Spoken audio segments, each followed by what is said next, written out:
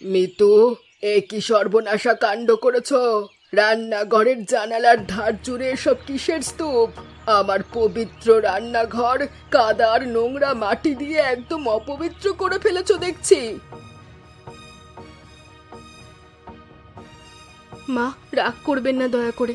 আমি প্রতিদিন রান্নাঘর ধুয়ে মুছে সাফ করে দেব। বাইরে তো রোদে সব মরে যাচ্ছে, ঘরের ভেতরে এই গাছগুলো থাকলে আমাদের একটু উপকার হবে।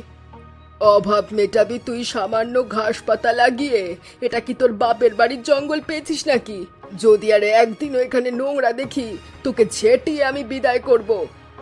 মা, আপনার পায়ের ওপর হাত রেখে বলছি, আমাকে শুধু 1 মাস সময় দিন, দেখুন না কি হয়। যদি আমি ঘর পরিষ্কার না রাখতে পারি, আপনি যা বলবেন আমি তাই করব। তুই দেখছি বড় জেদি আর একরোকা হয়ে গেছিস।